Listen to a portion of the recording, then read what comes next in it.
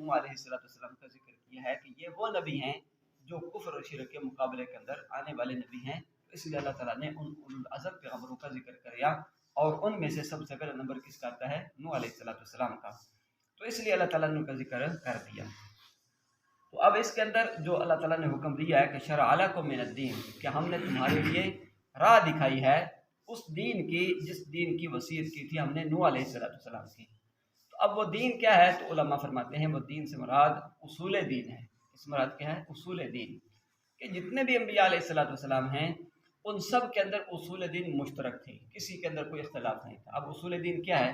مثال کے توحید ہے، اسی طرح نبی کی رسالت ہے، اسی طرح قیامت ہے، قیامت کے بعد مرنے کے بعد دوبارہ بعثت ہے، اٹھنا ہے۔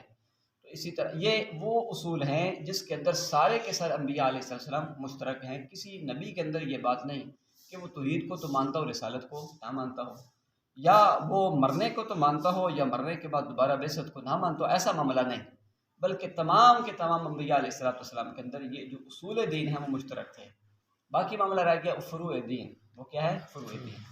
تو اب فروع دین جو ہے اب اس کے اندر کیا تھے؟ وہ اختلاف تھے۔ مثال کے طور پر جو نماز ہے یہ تو ہر نبی کے اندر ہے، ہر نبی کی شریعت کے اندر ہے، لیکن نماز کا طریقہ کار کے اندر اختلاف۔ مثال کسی کو 1 رکعت ملی، کسی کو 2 رکعتیں ملی، کسی کو 3 وقت کی نماز ملی، کسی کو 2 وقت کی ملی، کسی کو 1 وقت کی ملی، جیسے اور حضور نبی پاک علیہ السلام ہماری امت ہیں، ہمیں 5 وقت کی نماز ملی۔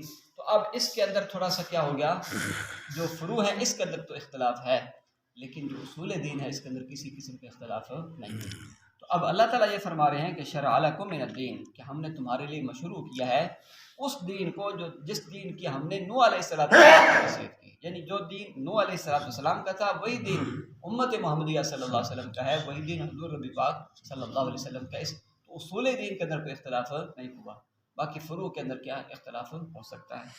آگے اللہ تعالیٰ نے فرمایا کہ والذی اوحینا الیک، اور وہ دین جس کی ہم نے آپ کی طرف وحی کی ہے، اور آپ کی طرف وحی کیا ہے؟ قرآن کی وحی ہے، اور اس قرآن کے اندر اللہ تعالیٰ نے جو توحید کا حکم دیا ہے، رسالت کا حکم دیا ہے، مرنے کا، اور اسی طرح مرنے کے بعد دوبارہ زندہ ہونے کا، تو یہ کیا ہے؟ سب کے سب مشترک ہے۔ آگے اللہ نے فرمایا کہ وما وصینا بہ ابراہیم، اور وہ دین جس کی ہم نے وصیت کی تھی ابراہیم علیہ السلام، تو اسی دین کی کیا تھی؟ ابراہیم علیہ السلام کی وصیت تھی۔ وموسیٰ وعیسیٰ، اور اسی دین کی وصیت کیا تھی؟ موسیٰ علیہ السلام اور عیسیٰ علیہ السلام کو۔ اب اس کے اندر حکم کیا تھا کہ ان اقیم الدین، کہ تم دین کو قائم کرو، تم کیا کرو؟ دین کو قائم کرو۔ دین سے مراد کیا؟ اصول دین، دین کو کیا کرو؟ قائم رکھو۔ ولا تفرقوا فیہ، اور اس کے اندر تفرقہ نہ ڈالو، تفرقہ بازی میں مبتلا نہ ہو جاؤ۔ اور یہ حکم کن کو تھا؟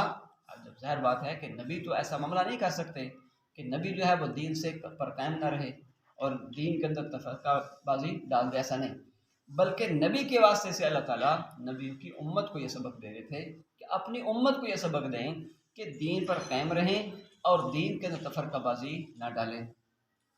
آگے اللہ نے فرمایا کہ کبر علی المشرکین ما تدعوہم الیہ، اب یہ جو دین ہے جس کی طرف آپ لوگوں کو دعوت دے رہے ہیں، نبی پاک علیہ السلام کو اللہ تعالیٰ مخاطب کر کے کہہ رہے ہیں یہ ان کافروں پر، مشرکوں پر بھاری ہو گئی جن کو ما تدعوہم الیہ، جن کو آپ دعوت دے رہے ہیں، اس دین کی طرف بلا رہے ہیں، تو یہی بات جو ہے کافر اور مشرکوں کے لیے کیا ہے؟ وہ بھاری ہے، وہ مشکل ہے، کہ ان کو پریشانی ہو رہی ہے اس بات سے کہ آپ دین کی دعوت کیوں دیتے ہیں؟ تو آپ کا کام کیا ہے؟ دعوت دینا۔ آپ کا کام کیا ہے؟ لوگوں کو اللہ کی طرف بلانا۔ اس دین کی دعوت جو سارے انبیاء علیہ السلام نے دی ہے، تو آپ بھی اسی طرح جیسے پہلے دے رہے ہیں اپنا کام جاری رکھیں۔ تو باقی یہ ہے کہ اللہ یجتبی الیہ من یشاء، ہدایت دینا آپ کے قبضے کے اندر نہیں ہے، اللہ چن لیتا ہے جس کو وہ چاہتا ہے، اس دین کی طرف جس کو وہ چاہے گا وہ چن لے گا۔ وَيَهْدِي إِلَيْهِ مَن يُنِيبُ، اور ہدایت کس کو ملے گی دین کی؟ جو بندہ بھی اللہ کی طرف رجوع کرے گا۔ تو جو رجوع کرے گا، تھوڑی سی جستجو کرے گا، تلاش کرے گا، اپنی طلب دکھائے گا، تو اس طلب کے اوپر اللہ تعالیٰ کیا کریں گے؟ اس بندے کو راہ دکھا دیں گے، اپنے دین کی سمجھ عطا فرما دیں گے۔ تو آپ کا کام کیا ہے؟ دعوت دینا، حق بات کے لوگوں کو بلانا۔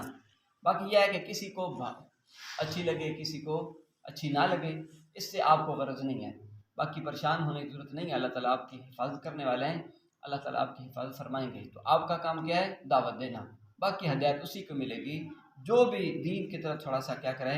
رجوع کرنے والا ہے، اور دین کی طرف تھوڑی سی طلب دکھانے والا ہے تو اللہ اس کو اپنے دین کے لیے چن لیں گے. باقی جو بات ہوگی انشاءاللہ کل کریں گے. الحمد للہ رب العالمین. ربنا آتنا فی الدنیا حسنة ربنا هب لنا من ازواجنا اللهم انا على ذكرك رب ارحمهما كما ربياني صغيرا اللهم انا نسألك العفو والعافية في الدنيا صلى الله عليه وسلم.